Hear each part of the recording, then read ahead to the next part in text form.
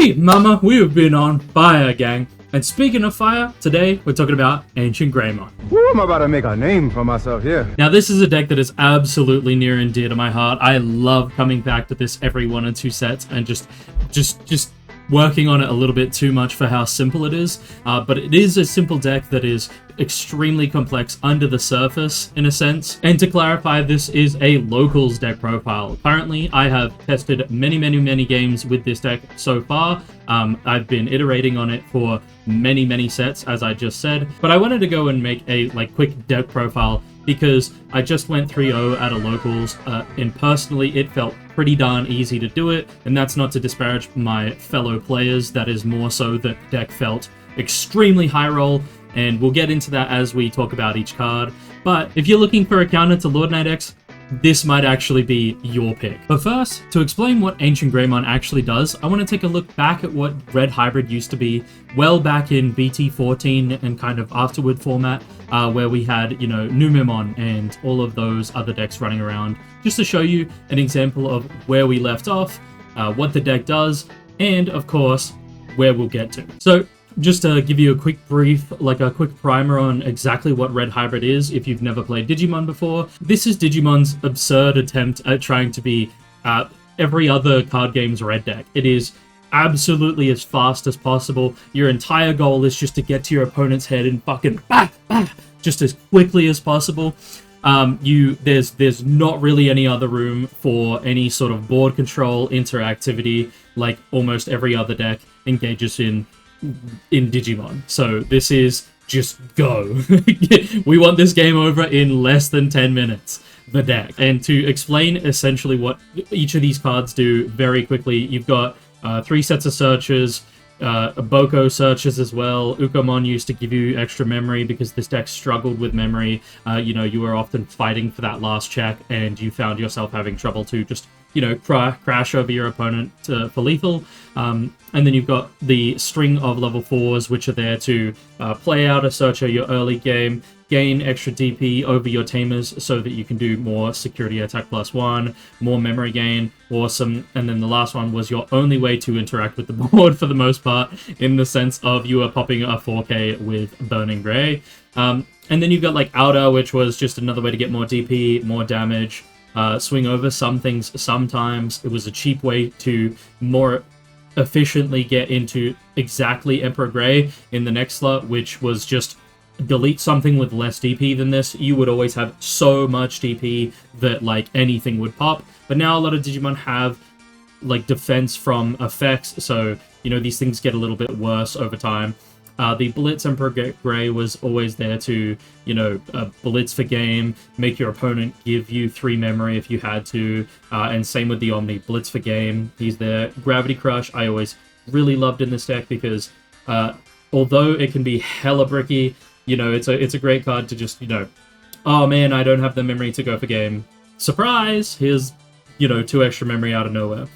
Dog shit insecurity, whatever. Atomic Inferno is also there to just smash as fast as possible. Gives you set +1 on each, like on a targeted hybrid, but just as importantly, if your opponent hit this insecurity, and they often did at 3 or 4, the game was just over almost every single time. You're giving everything on the field in your turn when they hit it insecurity, sec +1, so you were just going. So yeah, Crimson Blaze was there because we were playing in the Nume format. There were so many little bodies that were playing out by effects, and also so many little bodies that could be deleted by one of these insecurity, let alone you just slamming it down for free when they were playing. And then the double tamers, these were the best we had at the time. You had to run as many as possible. Cool. So that's Red Hybrid as it was when it was Emperor Grey. Now let's talk about AncientGreymon. Apologies in advance. You're going to have some pretty heavy glare in this corner. I'm doing it at night. And I just wanted to show it off because I was really feeling it all of a sudden. Every time I watch a deck profile, I want to be able to clearly communicate to you that if I just played this at a locals, it was a locals. I'm not going to fucking be like, oh, this is a tier 1 deck, it's the best thing ever because I won a regionals with it if I didn't, you know? So, whatever. I went 3 rounds. We played against Lordknight, we played against Lucemon, and I think but the first round was Lucemon as well. Cool. Let's just talk really quickly about like what each card is in the deck for and why. So we've got 4 of the Koromon, completely standard in the any red deck that can run it these days. And I do like running the 5th Demi-Mirror. I'm still kind of figuring out what I like, whether or not this is going to be a mainstay in the deck, because it's really cool to be able to just walk up, swing with an Uko, pop a pop a like another Uko, or a Searcher, a Memory Blocker, anything like that. It's great to just have that option sometimes, but a lot of the time you just want the draw, so like it's just a problem, I guess. But you can run Yuokomon instead if you'd like. Let's pack these up, put these over here. Boom. But we're gonna start really quickly. Just gonna burn through the rookies as fast as possible for you. 3 of the older Flamemon from BD7. This guy is just Searcher. He's the worst of the 2 Searchers and or, so you're only picking one thing. Great, but you're searching 4, which is kind of nice. 4 of the newest Flamemon. This guy's the fucking go at the moment. Searching is 3, grabs both. You're grabbing 2 things most of the time. And both of these are fantastic in the deck because you are just trying your best to get out, tamers using their inheritables. Awesome. 2 of the Shamanmon, which is kind of cool. This was initially in here because I really wanted to fuck with Lordknight players, because all they do is gain memory. I know that, you know that. We love a little memory gain, so let's block that. But what I'm probably going to end up doing is going back to Gotsumon, which is a Digimon that says, opponent can't play, or I think it's just both of us can't play Digimon by effects, which is just fantastic to be able to stop them from playing Digimon in the first place. Sure, they're going to draw in trash and gain a memory. I'd rather them not have the bodies. 1 of Uko. He's here still. He's still here. So I'm going to move the level 4s up here. These guys. So we'll put both of them down, and this will give you a little bit of an insight into where we're at with the deck these days. So 4 of the Agunimon, 4 of the new Burning Grey. Both of these are here to essentially warp you into your Ancientgrey every single turn. So you want both of these in your hand at any given time. You're essentially going swing, raid, use the effect of the Burning Grey to Digivolve into your Agunimon for free. And then if Agunimon's effect will have Burning Grey in its sources, then we'll Digivolve into an Ancientgrey, which is your entire play in this deck. That's all you're gonna get used to doing, but it's great. It's so much fun. It's so much fun to just smash into your opponent. So both of these are cool. They have like plus 2k DP on both of your inheritables. The raid is kind of cool. A lot of the time we can smash over almost anything, but there is also the problem that sometimes you don't have the correct stack. You don't have the correct you're not swinging over things you want to. And you have to choose when you're raiding, because one of the Ancient Greys deletes Digimon, so you don't want to be, swinging into something that is dying to your deletion anyway, because then it just fizzles the attack, essentially. Cool! Then we're going to have 4 of the Promo Agunimon. There's always reasons to be playing 4. I love this at 3 at the moment, because I'm finding it almost every game anyway. But basically, this card is here to warp into Ancient Grey. What a surprise. We want to be going over 1 or of these. I can't believe how bad that glare is, so we're going to have to do our best to avoid this area. But you want to be going over 1 of your Flamemons and Raising. This is great turn 1 play. You just go Flamemon straight into Agunimon. Your opponent either has to know what's coming next, and do nothing about it, or just, yeah, actually, that's it. They have to know what's coming next, and just there is nothing they can do about it. This deck does so much damage so quickly. So we'll move a little bit this way. So Burning Greymon, this is the older one from BT12. I chucked this in because I was having problems meeting the thresholds here and there for some of the tamers that say, like, you need 10k DP to be able to get piercing, to be able to get gain 2 memory and whatnot. But I decided that, so I was deciding to try and make it straight to that with a level 4, because if you just don't have your Ancient Greys, sometimes it can be a little bit rough to, warp, or not even warp, but like Digivolve into one of these, attempt to, swing into something, realize you only have 8k, and be like, oh, cool, I'm doing kind of nothing right now, which sucks. But this guy's kind of okay. I didn't really like it enough to I might change this to a second one of these, because this is the Agunimon that just says, when digivolving, you may return a card with the hybrid, or 10 warriors trait, or 1 tamer card with inherited effects from your trash to the hand. So having 2 of this is going to be way better, I feel like, in my future, because essentially every single turn you are going to be, digivolving into this, doing the warp combo here, and then smashing over your opponent's security with Ancientgrey, and then it pops itself, plays out a tamer, cool, you're restarted, you're ready to go. But the problem is, sometimes, if you've done it 2 or 3 times, you might not have another Ancientgrey to be going into, so I'm probably going to bump this guy to 2, because when you digivolve into this guy, you just go, you digivolve into this guy, you take back your Ancientgrey, maybe you have to take back a tamer for some reason. I don't think I've ever had like that kind of scenario, but say you take this back, you digivolve here for 1, you swing, digivolve for 0, straight back into Ancientgrey again. This card was a lot better than I expected it to be, considering that I thought it was just going to be a little bit useless, but I like it. I'm surprised I'm liking it. And then we have one more of the Gigasmon. Gigasmon is literally just hybrid for game in a new sense nowadays. So basically, when digivolving, one of your Digimon gains Rush. So one big part of the combo that we talk about in this particular deck is, you're warping into your Ancientgrey, you're swinging, you're doing 2 checks, maybe you're doing fucking 4, 5 instantly. When it deletes itself, you're going to play out another tamer almost always, and when you play out that tamer that it just hit the board cannot swing.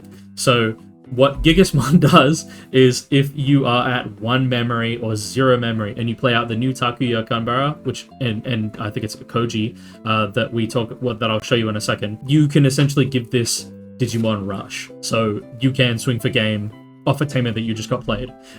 I've seen a lot of lists that run 2 of this. I tried 2 of this, and this was a card that I liked to see a lot, but the problem is that this becomes a card that you're only using for game in the same sense that you would use like Blitz Omni. So it would just clog up the hand if I wasn't ever, if I didn't need it to end the game, then he's just in my hand doing nothing. If I needed to end the game and he isn't there, then I'm having problems. So it's take it or leave it. You could play 2 and have a good time, or you can just play 1 and high roll the fuck out of your opponent like me.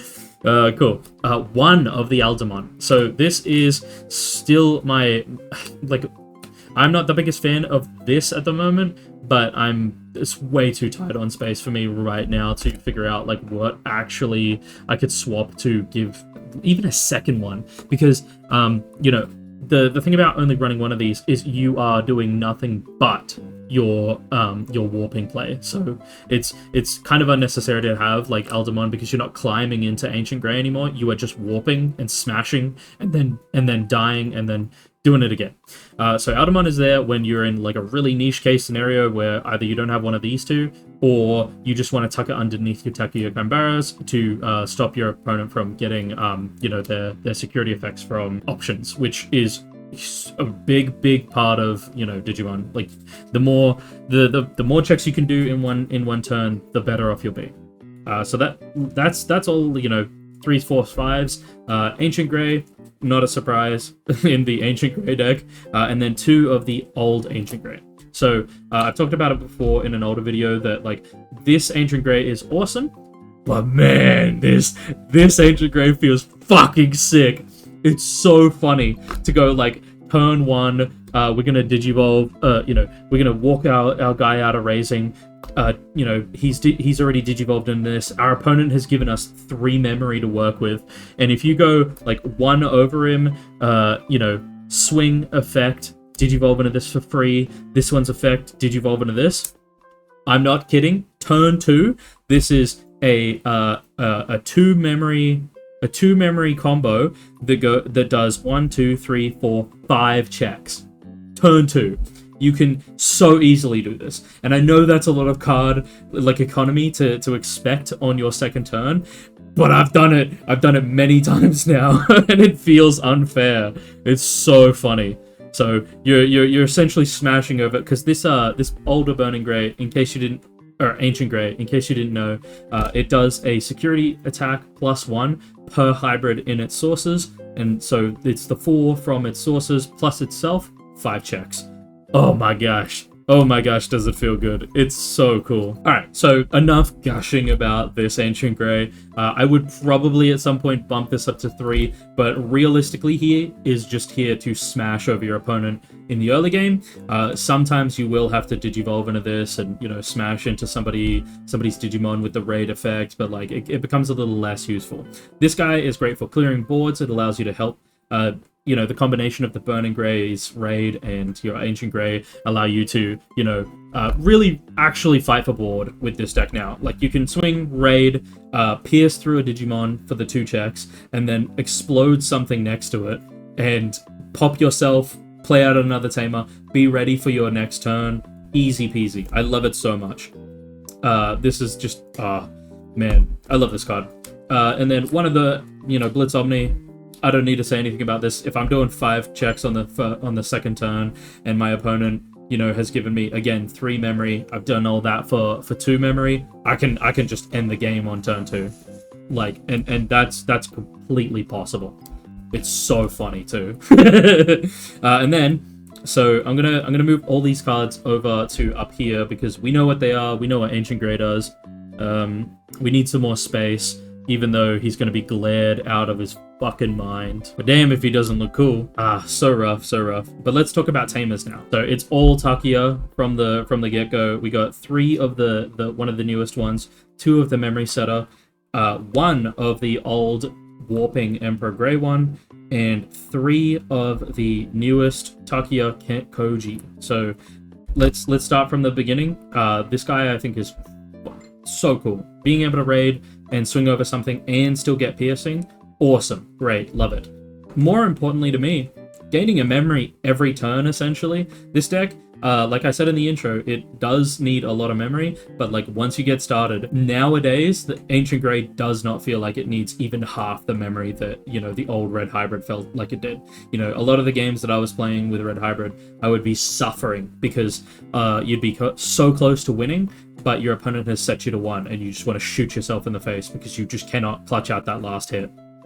But, you know, these guys gaining you a memory, you get so often put to 4, put to 5, put to 6. Once you start racking these dudes up, it's awesome.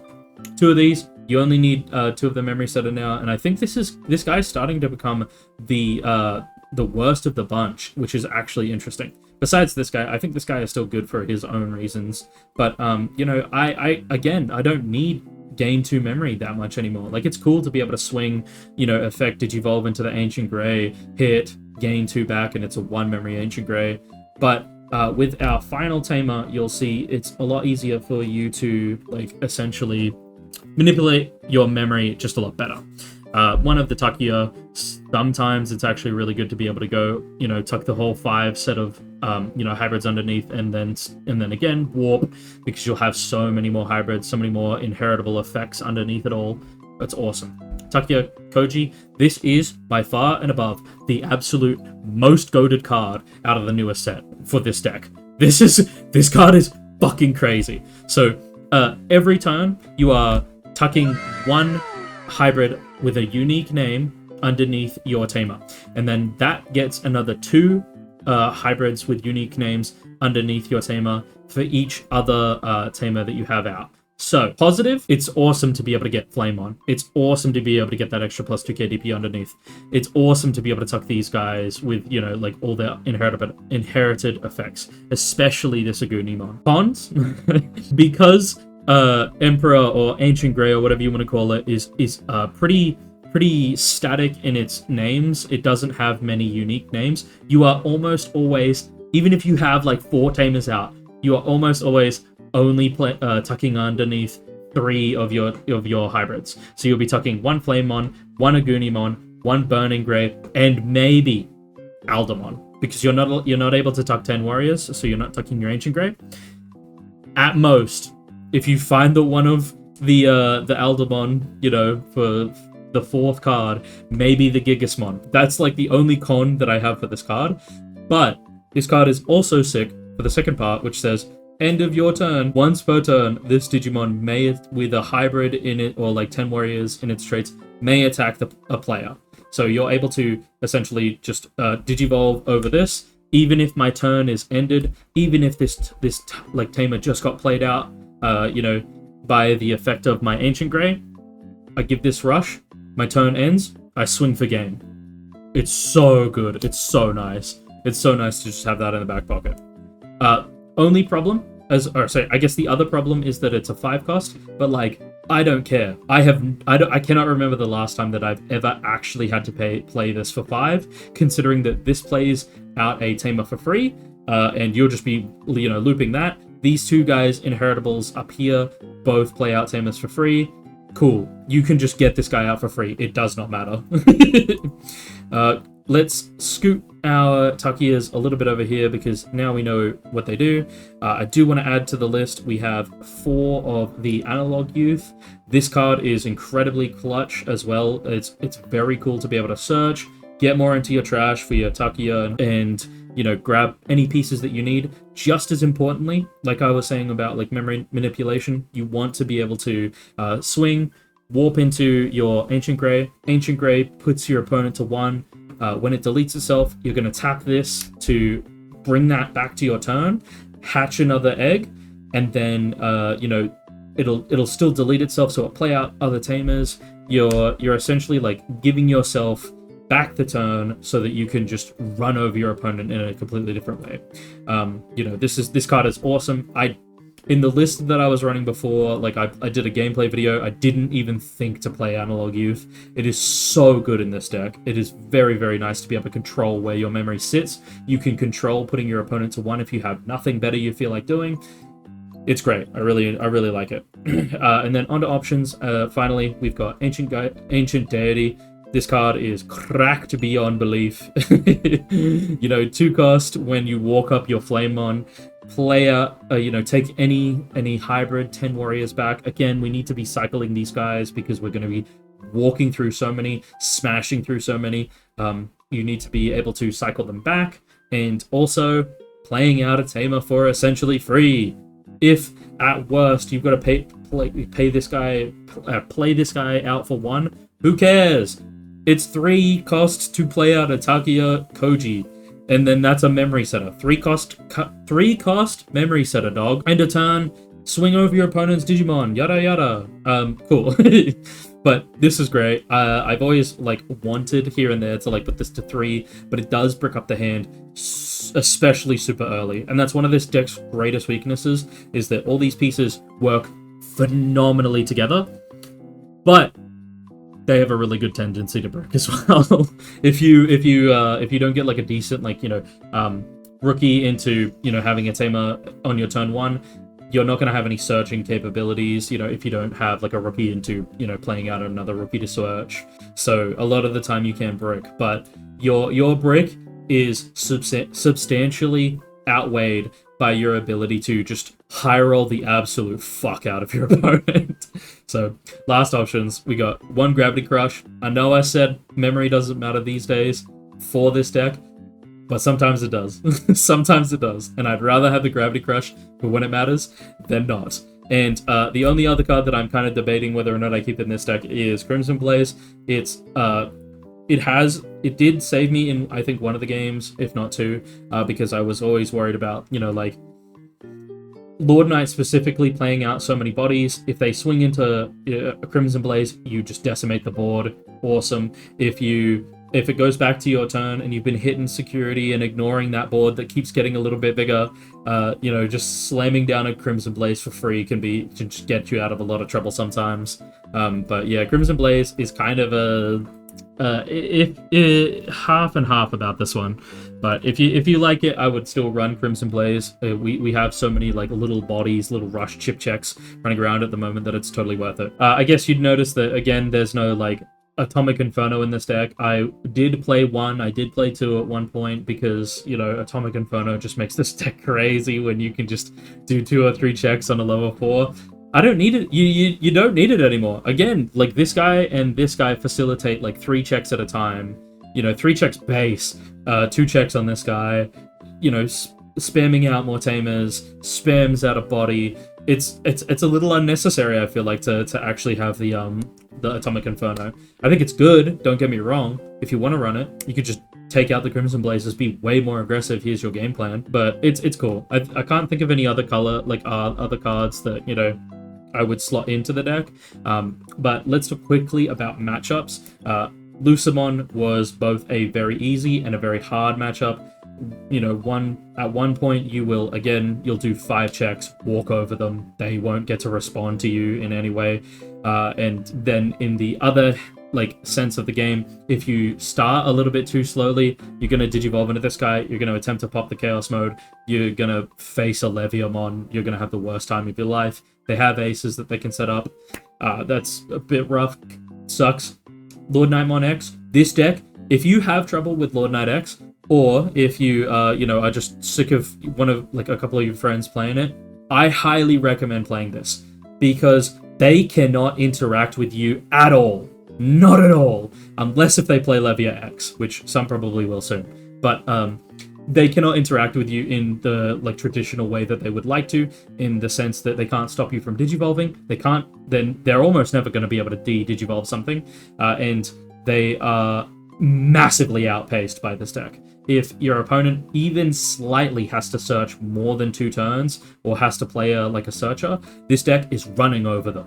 If you just get a normal hand, you are running over them before they even get a chance. And then they establish their board. The most they can do is make a blocker, make a redirect with the rare Lordknightmon. I don't care. I'm going to pop it with this. Crimson Blaze is going to clear the board for the most part. I am just going to hit you again and again until you die as fast as possible. So it's really cool. It's again, if you are having trouble with Lordknightmon, I would definitely be playing this deck, because it's so much faster and it just doesn't play on the same axis that Lordknightmon does. It's not fair when you look at Lordknight. Those are the matchups that I played at the night. I think one game out of the 3 rounds that I played, I felt, even a slight sense of worry. The turns that I couldn't, blitz for game through Gigas or Omnimon, it's kind of interesting to watch the light die in your friend's eyes in a completely different sense. Most of the time we talk about that, it's when you're playing Secon or something, you're watching as your opponent have a really hard time trying to break through the security and win. Whereas this is a deck that just goes bang, bang, do something. You have nothing you can do about this. And they will, they sit there, they fret, they think about, oh, well, how can I block this? How can I stop this? And they can't. You just keep recycling. You just keep walking over it. You just keep ignoring everything on board. It's so funny. So, again, that's the only matchups that I played the night. I've played many of the other matchups now, as, I did a hell of a lot of play testing because I was getting a little bit bored of Lordknight straight out the gates, because, I played the Dark Animal engine over and over again already. The one deck that comes to mind that absolutely just shits on this deck completely, wholeheartedly, if you have somebody who always plays Magnamon X, or any variant of it where maybe they do the Pale Dramon with the Light Dramon underneath, and that digivolves into Magnamon X, you can't do anything. You might as well scoop the moment that they digivolve into Magnamon X, because they'll be big. Maybe you'll get to raid swing into the Magnamon X one time. Unfortunately, it doesn't matter, because if they go straight into another one right after, you are going to have the worst time imaginable. It's just, you can't pass by, you can't walk over it a lot of the time, and then you can't stop them from just double checking you every single turn with a completely immune body. It's fucking horrible. Yeah, this is AncientGreymon. If you want to just have a quick set of games against your opponents at your locals, I highly recommend this deck. I absolutely adore this deck. As you can see, I have a lot of high rarity pieces for this deck. Unfortunately, so all of my high rarity stuff was in Emperor Grey. That's one of the reasons I wanted to put this guy back in, is because I was like, fuck my life. All these new cards, none of them have high rarity pieces. We have gone so far back. I'm so depressed about it. But I'm sure they'll be adding a lot more higher rarity versions of, I think we've seen the Agunimon, but whatever, dude. It is what it is, I guess. I hope you smash your opponents at locals, and I hope you have a good week. I'll be seeing you soon with another video, soon, hopefully. Thank you for watching. Bye. Oh, and if you got any cool shit that maybe I've not thought about or like maybe I missed, let me know in the comments, because like this is a extreme pet deck for me because I absolutely adore it. You know, it's been something that I've labbed and workshopped for just way too long now.